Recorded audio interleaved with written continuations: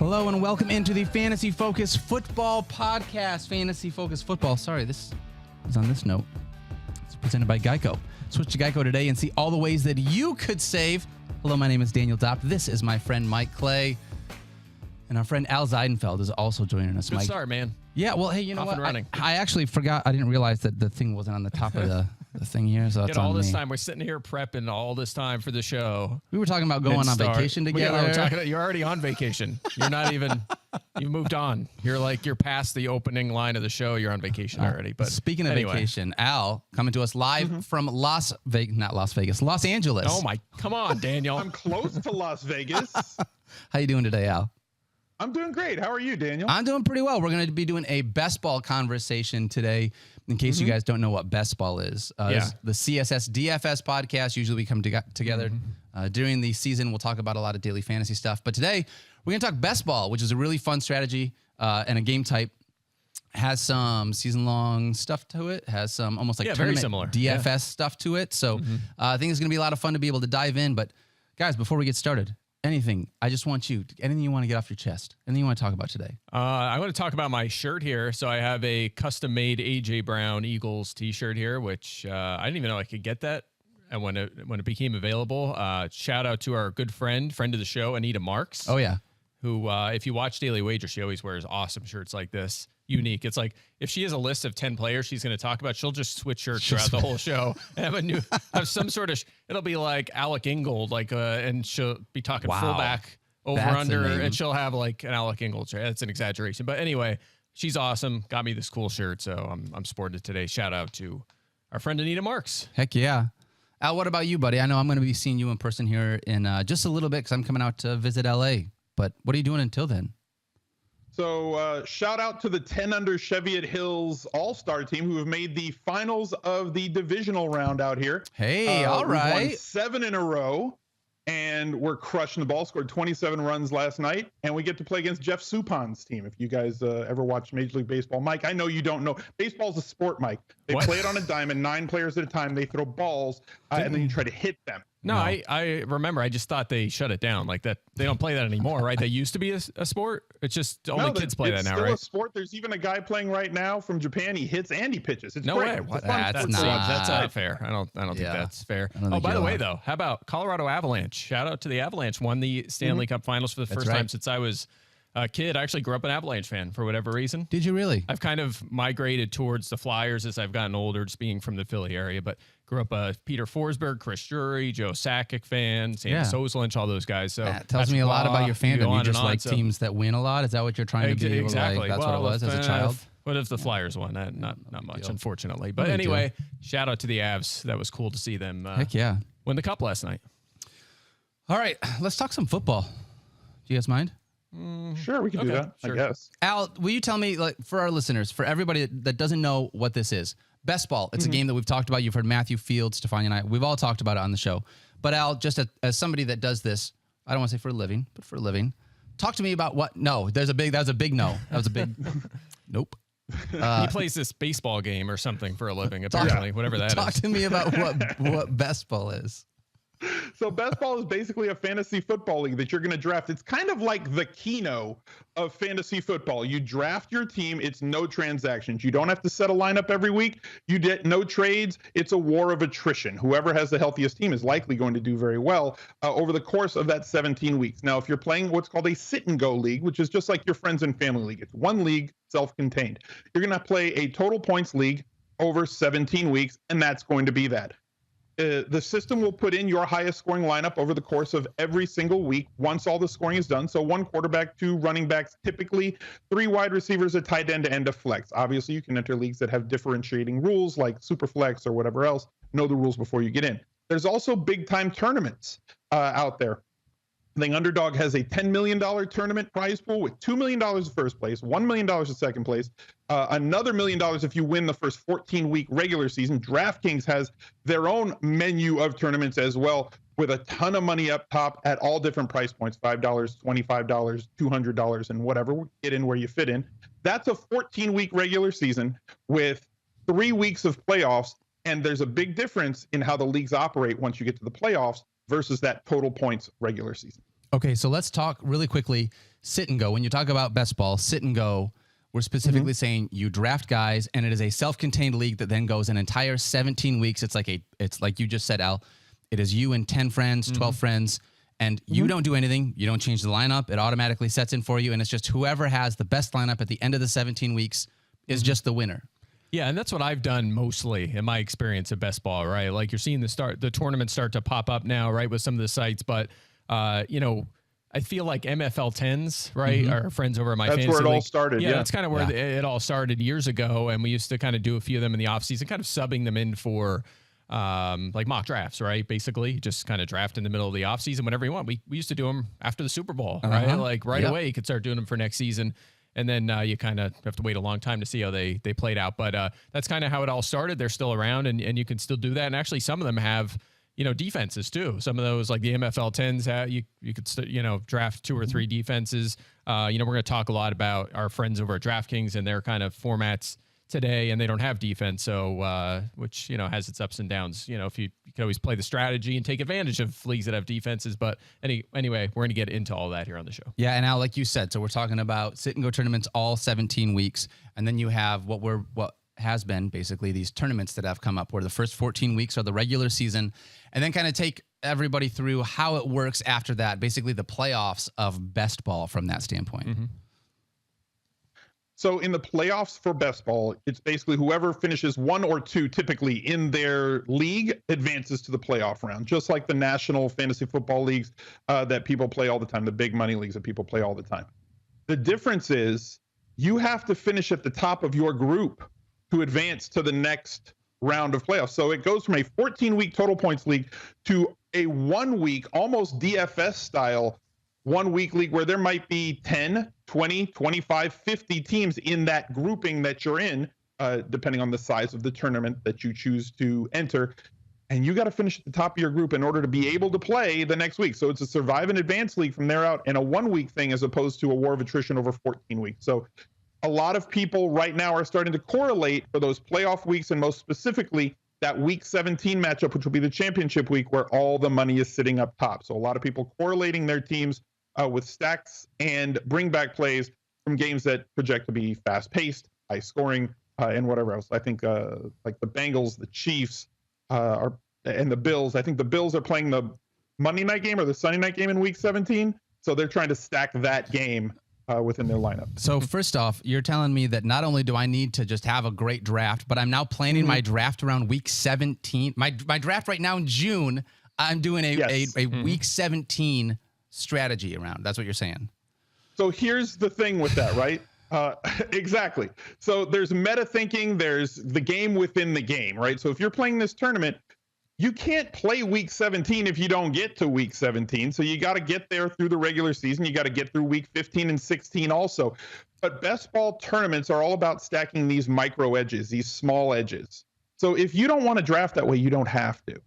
But if you're into stacking all these small edges, these 0.5%, 1%, 1.5% edges along the way to give yourself the smallest edge over the field to try and differentiate your playoff roster if you are fortunate enough to make it that far, that's what's going to align you better to possibly put yourself in the position to make money. Now you're talking the big money, right? But that doesn't mean you're going to win. You're talking about a smaller edge, a couple of percentile points that you're trying to gain an edge. But every piece of expected value matters.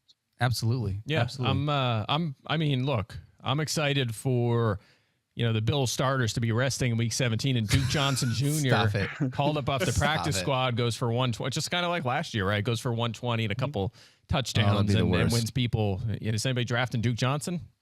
How deep are we getting here, Al? Do we have to draft Duke Johnson in the 20th round and in anticipation of him? DraftKings has a 20-round draft, right? So you're getting much deeper than the ESPN standard drafts, especially the ones that are 10-team leagues. These are 12-team leagues. On DraftKings, drafting 20 rounds, different sites draft, like Underdog drafts 18. There's other apps as well that go 18 or 20 rounds. So you're going to determine what type of roster you're going to make. There's no kickers. There's no defense. Typically in best ball, I know that MFL 10s still probably have kickers and defense, so you have to allocate to get those.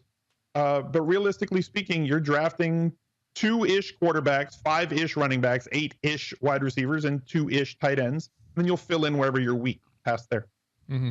Yeah, we'll kind of get into the details of why you go that direction as we go on here, because that's similar numbers to what I have, but there's some gamesmanship involved there and some strategy. It kind of depends, right? If you take 2 quarterbacks, maybe you want to take an extra tight end. So we'll get into that here as we go position by position. Okay, so just as we're getting into this, you're drafting, right? I want to get into best ball. I get in, I'm going to do a draft now. Do I look at, like, as a part of this, you're talking about if it's a tournament or things like that, do bye weeks matter to me? If I've got 20 people on my roster, is it like I'm just going to have enough to be able to fill in? Or how closely are you looking at bye weeks in comparison to how we doing season-long fantasy football? Yeah, I mean, again, I'm kind of, when we're talking on the normal season-long show, season-long drafts, I'm usually the one who's like, don't worry too much about it, right? So much is going to change throughout the season, and you can always, you know what, let's say you have too many of your running backs have the same bye week, right? Your top two running backs have the same bye week, and you have one on your bench, maybe another guy you don't want to use that's kind of an insurance back, so you pick someone up off waivers and start them, right? Well, you can't do that here, right? So it's a little bit different. So it's not like you have to make sure your set, you know, let's say your 6 running backs all have different buys, right? You could have a couple that have the same buy, but you don't want to draft 2 quarterbacks that have the exact same buy and take a 0 that week, right? So again, it's a kind of common sense. You can't use waivers here. You have 20 players and you have to make sure you coordinate those buys to an extent. Again, don't go too overboard with it, but especially for those positions where you only have, you know, 2 guys, maybe 3, you don't want to have the exact same bye week. Sure. Alan, anything to add to that? No, he's smart. All right. I'll go with what Mike said. I like that. That's good analysis. Can we cut that? I want that. Before we get into talking about specific positions, I want to ask one more question. In talking about, so what we do, CSS DFS during the season, in case you listen to us on a regular basis, we talk about a lot of times either, you know, your tournament lineups. Al will set a tournament lineup. Mike, you'll set a cash lineup. And these best ball lineups are a little bit more of a tourney type of a play. I'm curious, Al, how is it that you would compare this to single game DFS the way that we do during the season versus, you know, you want to have some ceiling, but you also have to realize that you can't just shoot for the fences because you have to have enough floor to be able to carry you in those weeks where maybe your ceiling guys don't hit. So knowing that it's not a 1-week game, I'm just curious the difference between the two there. I mean, it's a delicate balance, right? So in the first few rounds, you're trying to just take the best players, and sometimes you're trying to take the guys that are going to correlate with quarterbacks that you want later on in the draft. Or if you're building an early stack, like let's say you go Stephon Diggs in the first round and Josh Allen in the third, you already have like the most powerful stack in fantasy football right now. So yes, I am worried about correlating my lineup specifically around my quarterback with at least 2 of their pass catchers moving down the lineup. If you want to worry about playoff week correlation, your primary stack is team A, and you know that they're going to play players from, you know, teams B, C, and D in weeks 15, 16, 17. Having that bring back player from those teams can be important. If that game does go off for a lot of points, you're going to capture all of it, and that's going to throttle you towards the next round in the playoffs, which is what it's all about at that point, is survive and advance. And then it just comes down to where you like your picks and plays. So like I will go for, in the later rounds like 11 through 20, I will take players that have a higher upside, right? So we're focusing on making small errors, right? So if a player comes in those rounds and he's a 40% running back, meaning he gets 40% of the snaps and touches at running back, if he stays that the entire season, we're fine because we're drafting him at price. But if the player in front of him goes down and all of a sudden he throttles up to a 60 or 70% of the snaps and touches running back, now we have all this upside, and the downside of him not contributing all that much, if drafted at current value in ADP, changes, much like Cam Akers going down last year and Darrell Henderson becoming that 65% guy for the majority of the season. You have a massive win at ADP. So you're drafting for upside, especially in the second half of the drafts. Mm-hmm. Yeah. Yeah, that makes perfect sense. And, you know, I'll add that you do want to focus on ceiling here, right? Especially in, you know, there's differences, right? Like you can do, you might, maybe in your league, the top 6 get paid, right? So it might be worthwhile to be more conservative, and stacking's not as important. But if you're doing like one of the tournaments we're talking about, where you're trying to get that $1 million or whatever it may be, you have to basically draft. Again, you're drafting for ceiling, but you have to essentially draft as if everything's going to go right on your team, right? Correct. So let's say you load up on running backs early on in your draft. You don't want to just keep spending picks on running backs later. Like you don't need those insurance backs necessarily because you're assuming your early round picks are going to work out. If they don't work out, you're going to lose anyway, right? You need everyone to pan out. So and then let's say you take Dalvin Cook, right? End of first round, you take Dalvin Cook. A little bit later, you might think, in season long, like a regular draft where you're just trying to make the playoffs, be in the top 6. And when you're, I'll grab Alexander Madison. Exactly. Mike. Right. And he's not super expensive in drafts, but in this format, if Dalvin Cook goes down and you're relegated to using Alex Madison, that's probably not a great turnout for your team. If Cook goes out, it's going to hurt your team. Maybe pivot to someone else's insurance back. Take a Tony Pollard instead, or he's going a little earlier. Maybe not the best example, but find another insurance back, because if their starter gets hurt, the other team gets worse. So like it's anti-fragile drafting, right? The other team in your league gets hurt because they just lost their starter, and you essentially have their backup. They sub in, your team gets better, theirs gets worse, and your odds of winning are much better. So you have to think about that when you're doing a tournament type league. I promise. All the stuff that Mike said there was really smart. Just hit the rewind button a couple times, listen to it a few times in a row, follow exactly what he said. It was perfect. It was perfect because you're not wrong. You're not wrong. Okay. The problem, I don't want to say, no, there's no problem. Well, it's just a lot to explain where it's like the reason why we do those, right? You take Alexander Madison for this case, right? Dalvin Cook goes down, and it's like, okay, but if Dalvin Cook goes down, then now I have the guy that's going to score 20 points in his place. Right. But what if you have Dalvin Cook and then Zeke goes down, and now you have a third running back, and maybe Dalvin Cook has a tough week, and Zeke all of a sudden is a guy that's now, Tony Pollard is a guy that's starting all the time. So like that's the upside or the ceiling of what it is that you're talking about. I totally agree with you. You have to team build as if your early round picks are going to work out. If you do that and try to have your backup for all your starters, what are you doing? Your team has no ceiling. You're going to get beat by someone else who has a smarter, a better constructed team. So again, I'm not saying you apply this to every format, right? If we start talking about our normal redraft season long drafts, we're not going to say the same thing, right? There's some appeal to that, taking someone else's insurance back, but in this case, it just doesn't make sense to do that. You're just tying your hands, basically. I'm going to ask one more question about stacking because we've talked about it. And Al, I'm going to kind of throw this at you. I know that there is a plan. You go into a draft, you're looking to do a stack. Maybe you take a quarter or a wide receiver early, and then all of a sudden someone else in the draft comes in and snipes the quarterback away from you. And now you've got a spot where it's like, well, shoot, do I still go and grab that second wide receiver or that second tight end? Can you have stacks without being able to get the quarterback? Because sometimes the draft just doesn't work out the way that you plan it to work out. A lot of the time, it does not work out the way that you plan it to work out. It's actually like my biggest pet peeve in tournaments right now is that if people see you building a stack, they will worry about your team and not their own and try to snipe a player that they know that you're going to go for there, whether it be a wide receiver or more typically an unstacked quarterback, just to try and block your stack where you've got like maybe two of the pass catchers from that stack. Well, I'm going to take this quarterback so he can't have them. What's with exactly that? That doesn't even make sense. That's like, get off my lawn. The wrong way to draft in best ball. But if someone does that, then they don't have the other part of the stack, and it kind of defeats the purpose, right? You're just keeping both of us from winning $1 million. You're just hurting yourself too. So that. I mean, they're just, it happens all the time. It's the crabs in a bucket mentality. It's like, well, you're not going to get what you want, but I'm going to die too, but now we're both down here. Yeah. I mean, if I see Al in my draft, I'm like, I'm taking this guy down, right? I don't want him to win. That guy has won enough. Do that. Win, right? Go for the win, but that means that you're paying attention to your own roster build and building your team, as opposed to, I'm going to take this guy that I know he wants, when that doesn't help your team out at all. It makes 0 sense. Yep. 0 cents. You're just, if the stack works out, it helps you both. It helps you both, right? So you're helping your opponent and yourself. If it doesn't work out, you're helping the rest of the league, right? It makes no sense. You want to build your own stacks, and if your stacks pan out, you're good to go, right? You're good to go. I'm going to lead us into this. Geico asks, how would you love a chance to save money on some insurance? I would love that. I need to get more best ball leagues so I could take Al out. That's right. Of course you would. After all, who doesn't love a great deal? Am I right? And when it comes to great rates on insurance for all things in your life, Geico can help. Like with insurance for your car, truck, motorcycle, boat, and RV. Even help with homeowners, condo, or renters coverage. You can even save more with a special discount when you bundle your coverages. Plus, add the easy-to-use Geico mobile app, available 24-hour, all 24 hours, not just 20 hours, please know, available 24-hour roadside assistance and more. And choosing to switch to Geico becomes easy. Switch today and see all the ways that you could save with great rates and discounts. It's easy. Simply go to geico.com to get a great rate quote, or contact your local agent and get started seeing how much you could save today. All right, guys.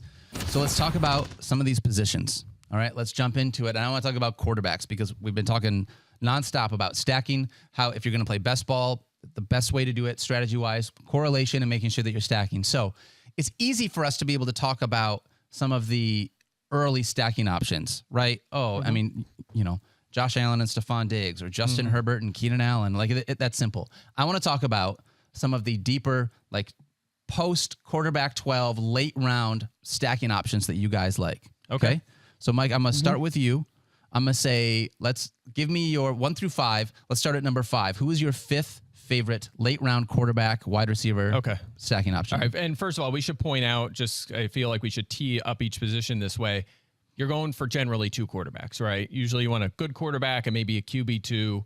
In a perfect world, that's what you're doing. If you take a chance on a second quarterback, maybe you want to throw a dart at a third one, right? Maybe late you want to go after Mac Jones or Zach Wilson or something. So 2 to 3, right, is our range. And I could agree or disagree then, but essentially we're going for 2 or 3. So to answer your question though, my number 5 favorite stack after, again, we're eliminating the top 12 quarterbacks here in terms of ADP is Aaron Rodgers. He's going QB 13. So again, the problem with Aaron Rodgers, the reason he's not higher here is because it's hard to find great guys to stack him with, but I do have him number 5 is QB 13.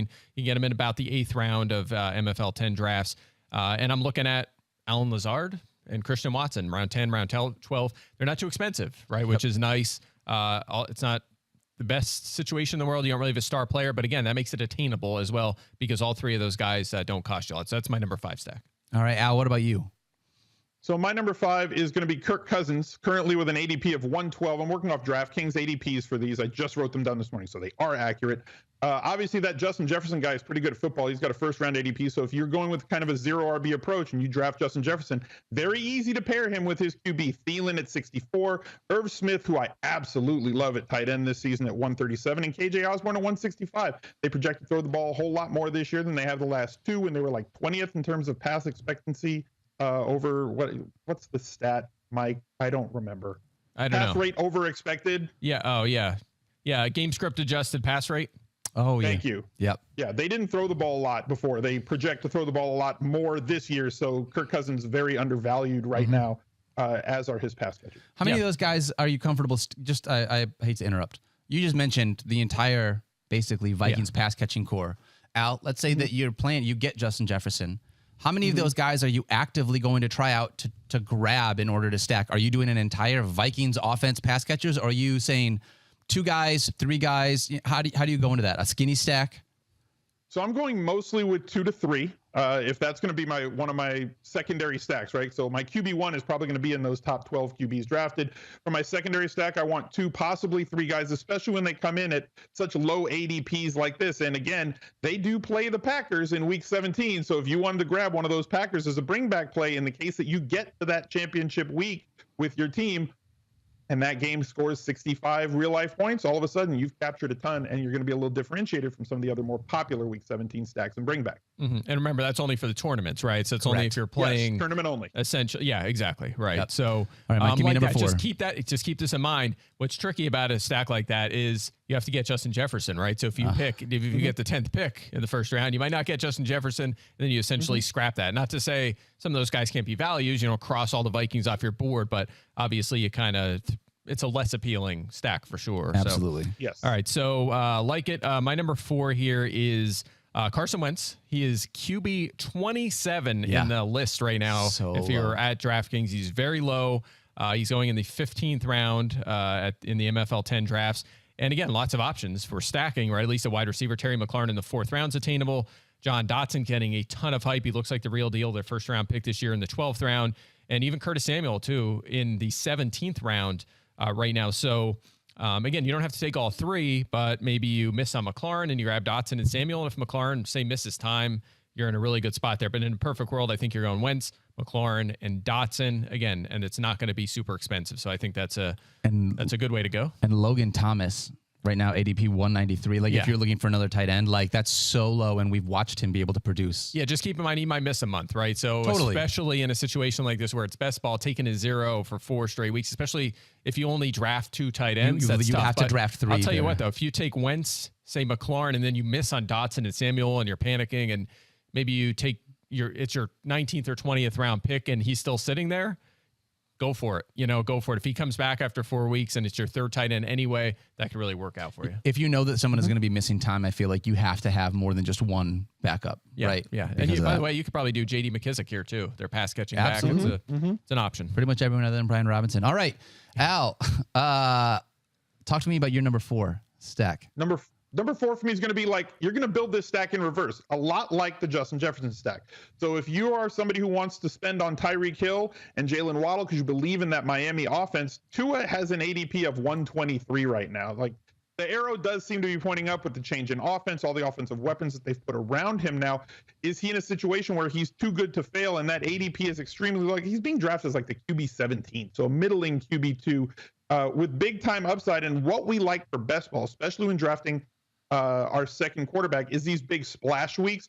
And who better than speedsters like Jalen Waddle and one of the best ever at big splash plays and big splash weeks than Tyreek Hill. So if you want to get both of those guys, Tyreek has like an ADP on DraftKings of 22. Jalen Waddle is about 38. So if you're drafting in the middle of the middle round, picks 5 through 8, you can build this stack extremely easily without a first round premium on either one of those wide receivers. And Gesicki's like 120 right now, so he doesn't cost you anything either. Way late. I like that. I was telling you guys before, I did a 30-second best ball this morning right before the show, and that was one of my stacks. I didn't put it on the list because I went a lot deeper other than Rodgers, so it's not on my list, but I did do Tua. I did Tyreek Hill. I think I got him in the end of the second round somehow. And then I did Gesicki too as well. So, you know, again, I thought about Cedric Wilson late. I just missed on him too. I was going to add a third one just because, a little bit of insurance. But look, if Jalen Waddle misses time, it should be Gesicki and it should be Tyreek Hill. And if it works out that way, that's what you need, right? You need some breaks. You need some luck as well. That's right. And you can take some chances. So I like that one as well. I love that too, especially because, Al, like you're saying, this is going to be your second quarterback. This is not the guy that you're thinking is going to draft. Is going to be your number 1. So those splash weeks, and what better guy than someone that's got Jalen Waddle and Tyreek Hill to have potentially a massive breakout every once in a while. Yeah, you definitely want some guys that have some. You're not drafting at their ceiling, right? Right. If you're there's a reason these guys are going late, right? So you want to take guys that have a chance to kind of make the leap forward. Think about Joe Burrow last year. Great example, right? Jamar Chase last year wasn't super expensive, right? Again, he was attainable. You could get Chase and Higgins, and then late get Joe Burrow. And again, you're not drafting these guys at their ceiling. We knew that. And then of course Burrow makes the big leap forward and he takes the whole offense with him, and look out, and you could have ideally, you don't want a running back in there too, but it would have worked with Mixon as well. Mixon was fantastic last year. So there's a lot of ways to attack it, but that's what you're looking for. You're looking for stacks of guys that are not quite at their ceiling. For the record, you guys can tell me if I'm wrong. If I get like CMC in most any draft, I'm always trying to draft like as an insurance, just like as a third quarterback, probably the Panthers quarterback, just because well, I shouldn't say that. Baker Mayfield. I was going to just say that. I said that's why I would not do it. I would not take Sam Darnold or Matt Corral because first of all, they're not good. That's number one. Matt Corral's not even good. He hasn't even had a chance to play football. And Mike Clay saying, okay, not going to be be good this year in fantasy. We'll say that. I like him as I liked him as a prospect. I'm not sure how I feel with him going in the 5th round, but we'll see. Yeah. I mean, there is some thought to that. Maybe you take a Baker late because either Seattle or Carolina. That's not a bad situation in terms of targets, right? I mean, Baker, that could help DK Metcalf and Tyler Lockett as well, not to mention Noah Fant. I mean, that could work out. So there is some thought to, taking Baker late with that in mind. I mean, DJ Moore and Robbie Anderson and maybe Tommy Tremble breaks out in CMC. I mean, there are some options there. It's just tough because it's hard to stack though, right? Because you don't know which team he's going to, but it is a guy you can throw a dart at late. Also not like the highest scoring of teams that you love stacking with, right now, the Carolina Panthers. But anyways, all that to be said, give me your number 3 late round stack. All right, number 3. Speaking of potential breakout players, maybe this year's Joe Burrow, Trevor Lawrence, Jacksonville, right. Quarterback 18. He's going in the 11th round. So again, the only thing I don't love about this one is I just love Lawrence and the possibility of him breaking out and being that breakout quarterback, and I want some exposure to him. The problem is, again, his targets could be kind of spread out, right? And that's what bothers me. But here's the thing, much like Green Bay, they're not expensive. Christian Kirk's going in the 9th round. They paid him a lot of money to be their number 1. Marvin Jones is always undervalued. He's going in the 15th round. Yeah. He could easily score. If Lawrence breaks out, he could score 8-9 touchdowns for sure. He's going to play a lot. And Evan Ingram, 15th round again. So you can find your way to 2 guys to stack with Trevor Lawrence this year. And honestly, you could go Travis Etienne as well. He's pricey as a running back, but he's going to catch a ton of footballs. Yeah, I remember when Travis Etienne, the ADP had not adjusted when I first started doing these best ball drafts, and he wasn't going so high. Can't help but notice Laviska Shenault just not even mentioned as a part of that. We don't talk about Bruno or Shenault. All right. Yeah, Al, he's been redacted. I can't say his name. give me number 3 for you on this list. Number 3 for me is also Trevor Lawrence. For all the reasons that Mike just said, he is dope. All right, moving on. With Lawrence, he is the cheapest guy to double stack with. So you don't even have to spend earlier, like on a 5th round wide receiver hoping to get one of these guys, or like Tyreek Hill in the 2nd, or Jalen Waddle at the 3-4 turn in order to stack him later with 2. Like, you need a QB2, fine. My other guys got taken. I can go with Lawrence and still have 2 guys later that I can stack with him. So he's a very friendly QB2 stack. And if it hits, if Lawrence has that, I don't know, 4,200 yards and 28 to 32 touchdown year, like if he just bursts onto the scene in year 2, now that the circus has left town from last year on the sidelines, they're going to get dragged along with him. And he has better running skills than most want to give him. He is not a running quarterback, but he is at worst a pocket plus, and more than likely a very good mobile quarterback. Heck yeah. Yeah. All right. Obviously, I like that one. Yeah. That was my pick too at 3. So we're on the same page. Give me number 2 here, Mike. Okay, number 2. Okay, so I'm referring back to the draft I did this morning. Check this out. So I just talked earlier about essentially drafting as if everything will work out, right? So correct. My first pick was Jonathan Taylor. I got the first pick. First overall. I came all the way back around at 24 and 25. I got Tyreek Hill, which I'm surprised he fell that far, but got Tyreek Hill. And then Alvin Kamara. Yeah, that's crazy. Right. Now, Alvin Kamara is plummeting right now. Yes, he could face a suspension in season. He also may not face a suspension in season. You essentially want to draft as if he'll be out there for every game. If he's not, you're probably in trouble. But again, he might just miss a few games. We don't really know. There's a lot going off the field. We'll have to keep an eye on that. But my thinking was, I'm going to take him, and if he does play out the season and work out and is good like he was a couple of years ago, that's huge to get in the 3rd round, right? So that's where I'm going with this. I love stacking the Saints. There are so many options. Even if you want to stay away from Kamara, you don't get him. You don't have to take him. Jameis Winston, QB 20 in the DraftKings so late. 14th round ADP. And again, the options, you can go so many ways here. Well, can I ask a question real quick? You said QB 20. Has Jameis Winston ever thrown for 5,000 yards in the NFL? Yes. Oh, he has. Oh, okay. All right. Go ahead with the rest of your list, Mike. He has. And he was pretty good last year. He was 4th in QBR, I think, when he got hurt. He was playing pretty well. So you have options here, right? Michael Thomas, 7th round ADP. Chris Olave, the rookie, 10th round. Jarvis Landry in the 12th. I also mentioned Kamara, probably staying away from the tight ends here. Maybe you want to throw a dart on Adam Troutman, probably not. But anyway, you have options here. And here's the thing, which is really interesting to me. Michael Thomas's ADP is falling, right?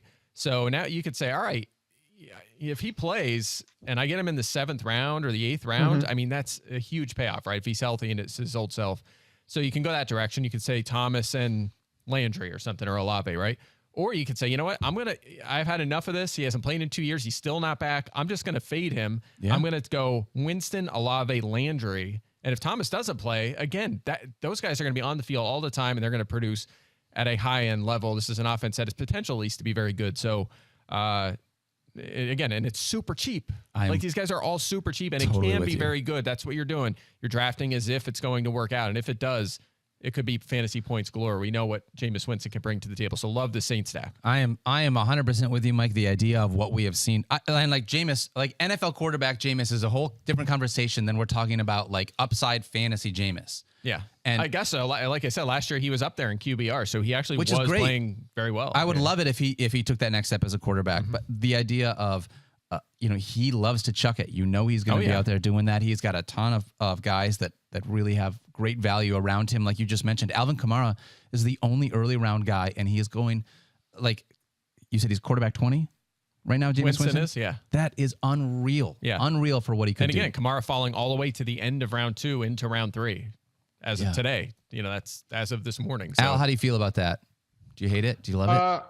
I have so much Jarvis Landry. He was one of those players that I targeted as being way too cheap before he signed, and then his ADP didn't move all that much north when he signed with the Saints, working into a high playing time role, and we know how much of a target monster he's been in the past. And there's still the case, like you just said numerous times, that Michael Thomas may not go. So we could be looking at a 20+% target percent guy in the 12th round.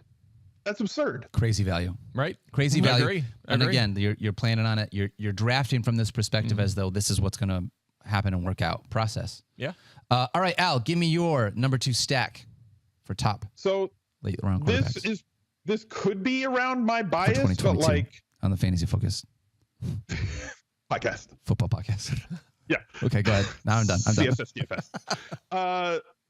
This could be my own bias of guys that I've clicked a whole lot this summer, and I have clicked so much Elijah Moore at his current ADP, which is like 77.5. I really believe in the talent of this kid. And also, I like it when teams build and really spend around their young quarterbacks. Not unlike, I'm not saying it's out of the same year, but not unlike the Rams did when Jared Goff was somebody that everybody thought should be out of the league his rookie year. And then the second year, they bring in coaches, they bring in an offensive line, they bring in talent around him. They draft a talented wide receiver, that Cooper Kupp kid. He's pretty good. So all of a sudden, we have a similar situation cooking in New York where they're bringing in all these players. Corey Davis is an extremely professional wide receiver. Elijah Moore, I think, is a burgeoning star. They've got Garrett Wilson, who they spent draft equity on. They bring in 2 solid blocking and pass catching tight ends to try and make this kid's job easier. And as a gunslinger, I want a kid that's going to take shots down the field as my QB2 in best ball. So his ADP being 165 right now seems completely ridiculous for the upside that, again, as Mike has stated, we are drafting as though things are going to go right for us. So when I'm drafting that much Elijah Moore, and you're telling me I can get his QB to go along with him at 165 and Corey Davis in the 160s as well, it's very easy for me to get 2 of his top targets. And if things go well for him and he has that breakout year and takes as many shots downfield as he does like to take, there's splash week potential here. Not just for him to have a 20 to 25 point week for us at QB, but to drag along other players with him as well in a very talented offense with good pass catching back as well. Yeah, I like it. I had them as honorable mention. The only reason I did not include them is because Moore's a little rich for me. Sure. He's going in the 6th round. It's a little much for me. I just think you take Garrett Wilson at that spot. I think it's more likely that he becomes their number 1, at least in time this season. We got to saw that. I mean, you could go both ways with this, right? On one hand, you saw like Deebo Samuel the 2nd rounder was better than Brandon Ayuk, the 1st rounder last year. But in Cincinnati, we saw Jamar Chase, the 1st rounder, was better as a rookie than T. Higgins was in his 2nd year. So look, if Elijah Moore falls to a place I'm comfortable with and I take him, I would love to put Garrett Wilson a couple rounds later, say 10th round, and then Zach Wilson with him. But I don't really want Corey Davis. Again, if you take Wilson, both Wilsons, Zach Wilson, Garrett Wilson. Correct. Yeah. And you don't get Elijah Moore, you kind of want to take a 3rd one, right? So maybe you take a shot on a Corey Davis. But I found myself in that position this morning in that draft where I took Garrett Wilson, love him at his value, at his ADP. And then later on, I was thinking, do I take Zach Wilson and take a Corey Davis or a Braxton Berrios or a CJ Uzama? And I didn't see much upside there. I didn't, for some of the reasons Al laid out, right? They have plenty of guys there, right? We don't really know if Tyler Conklin is going to play a big role or if Jeremy Ruckert will come on later in the season. And Braxton Berrios, I don't think is going to disappear. I think he's going to be involved. And they're talking of Jeff Smith, who I'm not going to get too caught up in that, but they may have a couple design plays for him too. So I think there's kind of a lot of mouths to feed, but again, if Elijah Moore falls, I'm fine with that, but that's why I knocked him off my list anyway. As a Zach Wilson, though, late round quarterback, definitely a lot of options. I'm fine with that. Yeah. Even if you don't like him with Elijah Moore, there are a ton of late round options to be able to stack him with if you like that. All right. We've made it to the top of our list just for quarterbacks. And by the way, we're still going to talk about running backs, wide receivers, and tight ends real quickly. But quarterback stacks is like the heart of what your best ball team is. So that's why we've spent so much time talking here. Mike, please, number 1 for your list. My number 1 team is the Detroit Lions. Yes. Daniel Dopp's Detroit Lions. Are you being serious? That's cheap. Yes. Yes. That's really? it. That's it. Amon-Ra St. Brown? We're going with the Lions this year. Look at so cheap, right? Super cheap. Jared Goff, QB 24. All right, going in the 16th round. You have Amon-Ra St. Brown who's going to cost you a 6. All right, he was like the best receiver in the league in the last 6 weeks last year in fantasy. It was fantastic. DeAndre Swift is an undervalued running back going in the second round. Should probably be going at the end of the first, right? So if you get him in the second round, that kind of sends you on this path. Jameson Williams is going in the 12th round. Now, again, he might miss a month, but if you're going with the stack, you might as well take that shot. If he comes in like Odell Beckham and lights it up, that's right. And your drafting is if it's going to work out, that's going to be huge. And TJ Hawkinson's one of my favorite tight end targets in the 7th round, right? So there's so many guys here. I'm not too interested in DJ Chark because at some point his value is going to take a hit when Williams comes back. But you have so many options here, right? So I love this. And I did it today. I had Swift. Actually, we were talking about it earlier. I got sniped on Goff when I was going after him. But I did take Williams and Hawkinson. So I have a little piece of this because they're valuable players, right? So it didn't work out with the stack for me this morning in that draft, but I still got pieces of this. And normally you get Swift in the 2nd and Hawkinson in the 7th. You can just go ahead and get Goff in the 14th, 15th, 16th, and you have a nice little stack there with the Detroit Lions. So yeah, I love it. I love it. That's my favorite. Ask this question really quickly because you mentioned that as a part of this, right? Okay, so I also love that stack because he is a guy that's going literally like one of the last starting quarterbacks left on the board. Right. When you are looking at a stack like that, and Al, I would love your opinion too, how much are you looking at, boy, I might have to reach a little bit. If I have these pass catchers and I'm waiting for this guy to get to me, are you saying, is this a hard and fast, I will not reach, period, end of story? Is this I got a half a round, I got a round? Like what is the vibe around reaching when it comes to completing these stacks? Okay, so we said, and I'll let Al jump in here in a second, but just to answer this one specifically with like Jared Goff, right? So 16th round he's going, right? So I'm going to follow my board, and if it's the 11th round, I'm not going to do it, right? Sure. I'm not going to go that early. But we talk often about tiers, right? You generally have these guys in tiers. At some point, you're going to get to a position where Jared Goff's in a tier, and he's probably not at the top of the tier. He's probably maybe 3rd or 4th in this late round sort of tier in a 20-round draft. And at that point, when you come up, and it might be round 14, you might say, all right, well, I need to get that second quarterback. I have other late round guys. It could be Jameis Winston or Zach Wilson or Daniel Jones, Zach Wilson. Right, exactly. Yep. And you might go check, cross a couple guys off and take him there, right? You can go up around a couple rounds earlier than you would have liked to normally to fill out that stack. It's just, it's really that simple, right? You could pass on some guys you might prefer straight up in a season long, but you're getting the guy to fill out your stack. So that's pretty much it. Maybe a round or two, and you should be able to do that. I don't think someone else in your league is stacking Lions and is like, I have to get Jared Goff. Although I guess in this situation, if you took St. Brown and Hawkinson, they could have taken Swift and Jameson Williams and gone after it. So I guess you have to kind of monitor that. But again, I think if you safely attack that tier and go a round or two earlier, you're probably going to be okay. And then people are just pissed at that Mike Clay guy on wherever they're doing. You got a quadruple stack Jared Goff this year. That's right. You got to get all these guys. That's right. Al, what about you? Give us your number. Wait, do you want to say anything about Mike about how bad that tape was? So I think it's tournament versus sit and go is totally different. I don't really concern myself as much. And I'm going to draft off my board when it comes to sit and go leagues. It's just about total points. So like you don't have to stack when it comes to or correlate for playoff rounds where it's an all or nothing situation. You're just trying to be the highest scoring team. So you're trying to get the most draft value you can and point equity that you can get. Now, if it's a tournament and I've already spent some draft equity building these stacks, yeah, I'll probably reach not by like 2, 3, 4 rounds, but like if the guy, I'm not going to gamble that my quarterback might last to me. I'll just take him that next pick that I have and not have to wait. So like 10, 12, sometimes 18 picks ahead of ADP if need be to fill out a stack. Okay. I think that makes a ton of sense. And just because, you get in this position, like we talked about earlier, you get in a position where you're like, do I wait? Ooh, do I wait? Are they going to make it those 8 picks or do I not? And so I'm always curious. All right, Al, give me your number 1 late round quarterback stack. You're not going to like this, but it's Daniel Jones. Ah, wow. See, I like it. Yeah. All right, good. Mike likes it, so I'm on board. Kadarius Toney's going pretty late as a number 1. That's why I took Wandale today. At 105. Yeah. Kenny Galladay at 126. Sterling Shepard is free. Ricky Seals-Jones are both going at like 226, 227. That means they're not being drafted in most leagues, correct, Al? No, they're like last round picks in pretty much every draft that I've done. Whether it's an 18-round draft or a 20-round draft, they're being drafted, but it's in that last round. Everybody's afraid that Sterling Shepard's going to get injured only because he's always gotten injured. And Ricky Seals-Jones, nobody's falling over themselves to draft Ricky Seals-Jones, but he's a solid 18th round pick with a path to playing time in a different offense. So the Giants are going to throw him out there and see what they got. And they're going to have Ryan DeBoll let him throw downfield and challenge. And maybe he can be, you know, if Josh Allen is a unicorn, maybe he could be like a little miniature unicorn.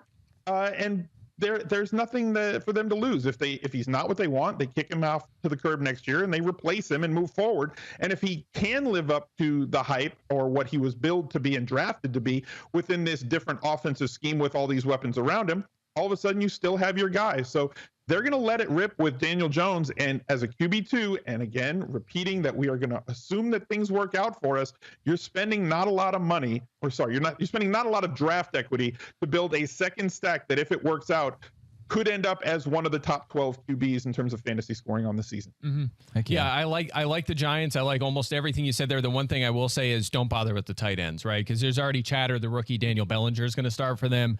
And they have Jordan Akins, who I think is probably better than Ricky Seals-Jones. I'm always anti Ricky Seals-Jones. He's like the most, all due respect to the guy. This is all fantasy football value. We just had an ADR so come out. Overrated. Everyone always is so in on him. And every time he signs somewhere, it's like, there's the guy, you know, we need to get our hands on him, whether he's like replacing Logan Thomas or in Kansas City, wherever. I can't, it's just painful. Like, just don't even bother with Ricky Seals-Jones. Do not spend a top 20 pick on Ricky Seals-Jones. I'm telling you right now. Don't do it. A top 20 pick. What about a top 240 pick on Ricky Seals-Jones? Okay. Don't do that either. Okay. But here's the thing, though. You don't need to, because to Al's point, you have like 75 wide receivers that you can throw darts at. Kenny, or you could do Saquon Barkley, right? You take him in the say the second or third round. Like the 2-3 turn at this point. So he's absurdly cheap. Exactly. And he's going to have a 14-15% target share? Right. And much like DeAndre Swift, you can go with the running back in the stack because he's going to catch a lot of passes, most likely, right? So you can go Barkley, but then you have Kenny Golladay, super cheap. You have Kadarius Toney, super cheap. Wan'Dale Robinson's a very late round pick. I would probably avoid Sterling Shepard just because he's coming off the Achilles, and he's definitely, well, I would say most likely going to miss some time. So I might kind of fade him and go with some of these other guys, but there's definitely some value there. So I agree with Al in terms of the Giants as a stack. Heck yeah. All right. I want to propel this forward into our running back conversation because, and listen, there are so many quarterbacks and so many stacking options. We just talked about a couple of the later round guys. There are a bunch of early round guys that we really enjoy. Al, you do a ton of great stuff when you're talking about best ball. You can check out Al's YouTube channel. Al, where can people find you if they want to hear more about that? It's at Al Zeidenfield or Al Smizzle Fantasy Football. Everything's at smizzle.tv/links. Very easy to find everything. Easy. All right, so let's talk about those running backs because you just mentioned Saquon Barkley. Can I mention one more thing really quick? I just want to mention I listed 3 quarterbacks that I don't want to stack because the quarterbacks are too expensive, right? Joe Burrow, right? So first of all, you have to get basically Chase and Higgins early. Wow, we should have done the whole show on this. And then Joe Burrow in the 5th round, which is just too expensive, right? He's just way too expensive. He was QB8 last year and had like 3 big games.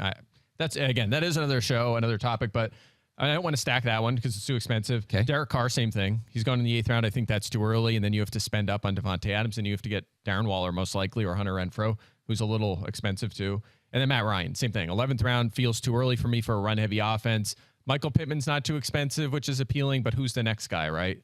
Is it Alec Pierce? You're kind of throwing a dart. Harris Campbell, Nyheim Hines, right? And it's all built on Jonathan Taylor anyway, that offense. So anyway, I just wanted to throw that in there. A couple stacks that as I was going through this list, I jumped out as me as no thanks. No thanks. Okay. All right. All right, let's talk about some running backs here. We talked about a little earlier. You're taking 2 to 3 quarterbacks based on what you're doing. How many running backs are you usually taking in the best ball drafts? Yeah, so I'm going usually in the 5 to 7 range. Okay, like you might hear often to, 0 running back, avoid running back. You could wait till late and get away with that. Again, the reason you can do that is because of waivers, right? You're going to work waivers all season. That you can't do that in best ball, right? So it is more important to me to address running back early on in draft, and I might spend 4 of my first 5 picks on running backs, right? Or 4 of my first 6, whatever it is, and then take 1 the whole rest of the draft and just attack wide receiver and fill out quarterback and tight end, or if I need defenses. But I'm generally going to be on the low end. I'm going to take a handful of stars. I'm going to have 2 really good starters. I'm going to have probably a flex running back that's going to be really good, and a 4th one, and then I'll take, maybe if I can't remember what I took earlier today, but maybe it's like a high ceiling insurance back, something like that. And I'm fine if I do that. Now, if you're in a position where the receivers are just falling to you and you take a tight end, then you might have to spend more. You might have to go as high as, say, 7 running backs, something like that, so you have more of those dart throw late round guys. But again, usually with my strategy, running backs early, I'm going low end on them. I'm throwing my darts at receivers. Al, I know you also have a strategy when it comes to running backs within best ball. How does that compare or differ from the way that Mike approaches it? So Mike's got more of a robust running back strategy, which has worked for him over the years. I'm more of a bell cow and chill sort of drafter, hero running back, let's say, right? I'll take my one guy in the first or second round, and then I'm going to wait a little bit because I want to get as much opportunity as possible. And there's so much injury risk at the running back position, and best ball being as much of a war of attrition as it is, I can get players at wide receiver that are going to fill in. And because I only really have to play 2 running backs a week and let it sort itself out, as long as I'm racking up guys that have a lot of targets early, they're going to play 3 wide receivers and 1 in the flex more likely, and my team's going to be a little bit less fragile if I go that route. Now on DraftKings with full PPR and bonuses, that's much easier to pull off, where I don't really draft more than 2 running backs in the first 9 or 10 rounds of any draft. 0.5 PPR, you can be a little more aggressive with robust running back if you want, but then I'm still not drafting more than 3 in the first 10 rounds. And I'm going to focus on those guys that have that built-in floor but high ceiling. Now, built-in floor, don't think these are high floor guys, but I call them the 40% guys. Guys like Kareem Hunt, guys like AJ Dillon, like you're never thrilled to draft them, right? Melvin Gordon III, players of that ilk. Michael Carter on the Jets, somebody who has already got a role on the team.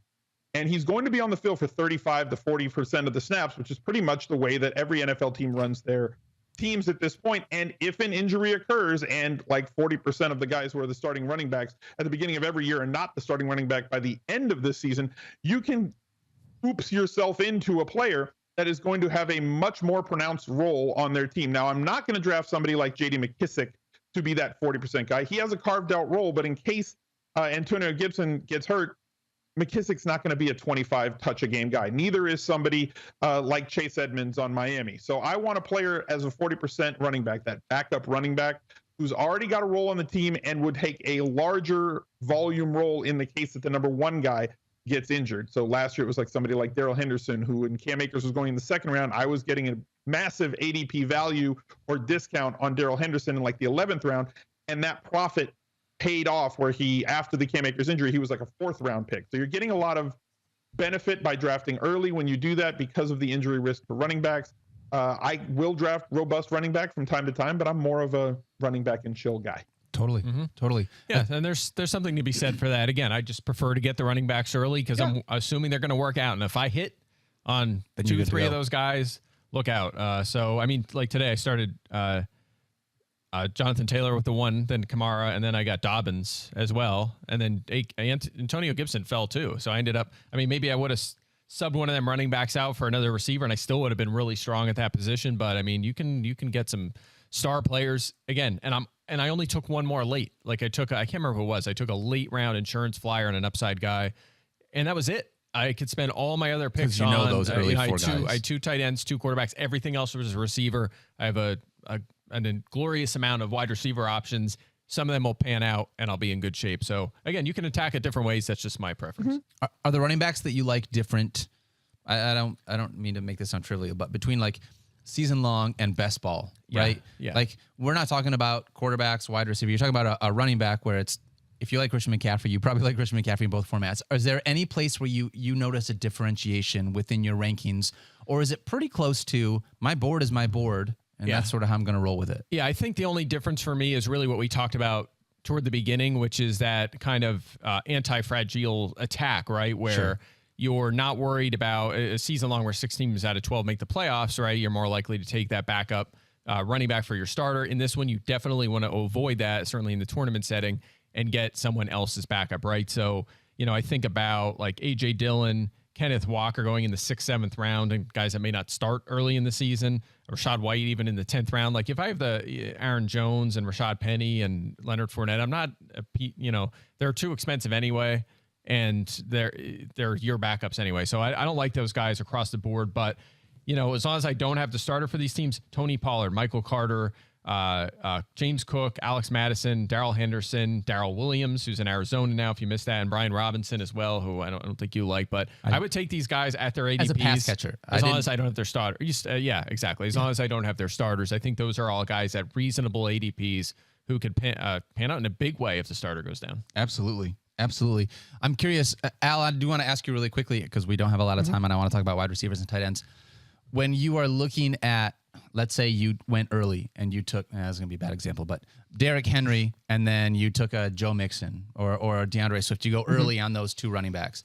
From that standpoint, are you going to specifically avoid pass catchers, wide receivers, and tight ends in order to try to maximize as much offensive ceiling as you can because of the way that works? Or are you like, hey man, Robert Woods is in the right spot, so I'm going to draft Robert Woods, and I'm not going to think about it.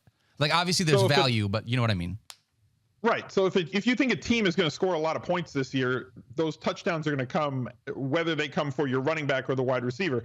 So while running back doesn't correlate with quarterback and wide receiver in a daily fantasy standpoint and a 1 week sample, a 1 game sample, over the course of the year, if a team is one of the top 5 or 6 scoring teams, we mentioned Joe Mixon and Joe Burrow last year, you could have drafted both on the same team and been fine, because if an offense is really good, it's going to have a lot of touchdowns scored, and they're going to be spread out. It's not going to all be passing. Sure. Yeah, I agree. The one thing you don't want to do, though, is take Derrick Henry and then be like, you know what? I got myself Treylon Burks. I'm going to stack up the Titans passing game too. Give me Tannehill and Robert Woods, and we're good. And Henry. And you don't want to do that, right? Then you're basically you're stuck. Even if they have a really good season, you're just too invested in one offense, especially in the tournament setting where they have one bad game in the playoffs, it's over. So you got to kind of pick your spots. All right, so let's talk about wide receivers really quickly, because I feel like this is where the most variance comes in. You draft the most wide receivers out of basically any position because of the up and down of that situation. How many wide receivers are you usually looking to take in best ball drafts, Mike? Yeah, just the math works out with what I said before. I'm going like 8 to 10 range usually, right? And if I go low end running backs, like very low end, like 5, like I said I did today, I might go a little higher, right? I think I ended up with 11 in that one. So again, somewhere in that range. So I guess the answer is 8 to 11. 8 to 11, I guess. Yeah, I want a lot of receivers because, again, like Al said before, I mean, you certainly have your 3, right? You're always going to have your 3 receiver slots. Yep. And then the flex, you could choose to use wide receivers there as well. Now, the way my team worked out that I talked about, I'm going to have a running back in that flex most likely. J.K. Dobbins is my 3rd running back. He'll probably, one of those running backs will fill that spot, but it doesn't have to be. I have a lot of options at wide receiver, but I like to have a lot of wide receivers, and I think that's the best strategy. Yeah. Al? So I look at it through about 17 rounds of any draft. I want to have 2 quarterbacks, 5 running backs, 8 wide receivers, and 2 tight ends. Then, depending on where I'm a little bit weak, I may draft a 6th running back. I may draft a 9th wide receiver. I may draft a 3rd quarterback or tight end in an 18-round draft. In a 20-round draft, I'm probably going to have 3 quarterbacks, 3 tight ends, and then I'll fill in 1 more running back or wide receiver, depending on where I didn't spend much early draft equity. Heck yeah. Yeah, agreed. And by the way, I think that one thing I did want to mention with this is tight end plus quarterback. I generally want to be at 4 or 5, right? I'm not afraid to go to 5 if I want to add 1 more to those positions, but usually I don't want to go higher than that. I really don't want 3 quarterbacks and 3 tight ends, because then you're hurting yourself at them positions where you need multiple starters. I've noticed within wide receivers, there is a really big difference. And again, this is part of the best ball. We are seeing Mike Williams go very early. Mike Williams is not a top 20 wide receiver when you're talking about season long, but he's a top 10 wide receiver when you're talking about best ball. There are a handful of guys that when you get into this standpoint, Gabe Davis, also another one of those wide receivers that just has that ceiling is huge. Yeah. So people are taking a huge jump on them. I'm curious, when you look at that, Al, you're really buying in. You're jumping in saying, this is going to be what's going to happen. It's going to break out. How often, when you look at taking guys like that, do you look at your market share or how many of them? I guess this is if you're doing tournaments. If you're only doing a couple of them, it doesn't matter. But when you look at how many of those kinds of players, because the ADP on those guys is so different than what our season long is, you're looking at maximizing upside, and there's a big risk when you're looking at maximizing that upside. And I think that you're taking a shot at me for the draft that we're both in together here on DraftKings, considering that I have basically a full Chargers stack and drafted Mike Williams, Keenan Allen, Austin Eckler, and Justin Herbert in the first 4 rounds of that draft. So I can't help but feel slighted here, Daniel. I'm sorry about that. I'm a little hurt, to be honest with you. But look, Mike Williams had 6 weeks where he had 20-plus DraftKings points last season. Now, he had some weeks where he didn't. This is best ball. Welcome to the Thunderdome. This is what we're doing. We want to capture all the big weeks. And on those weeks where he has 6 or 7 points, hopefully there's somebody else of those 8 or 9 receivers that I had that had a 12 or a 13-point week that can fill in for him in my starting wide receiver core or at flex. So that's where the depth comes into play. That's where the war of attrition comes into play. You have like a 12-person bench to choose from, and you don't have to choose. So If one of those guys has that week where he has an off week, great. But I'm going to get 5, 6, 7 weeks where Mike Williams has 20 to 35 DraftKings points, and you want to capture all of that upside. Heck yeah. Yeah, especially if it's not a tournament, like they count all the same, right? You're just totaling points. If he gets 80 points in 1 week and 0 the next 2, you got 80 points, right? Right. I mean, yeah. So you're just totaling points in that sort of format. So no doubt, agreed. If you look at it, just if you jump in and you're like, I want to do a best ball thing, you can look at it and see the ADP looks sort of different than maybe what some of the mock drafts, if you're doing regular, season-long mock drafts. And that's kind of what I want to close with. We made a lot of conversation throughout the last, not just today, but throughout, I feel like the last season, where we've talked about best ball drafts being a really great way to be able to supplement some of your mock drafts. We still think that, especially if you know that you're going to be playing on ESPN or you're going to be playing on Yahoo, or you pick another site, make sure that you understand their ADP. That is very important that you understand their ADP as a part of it, because you can find some values there.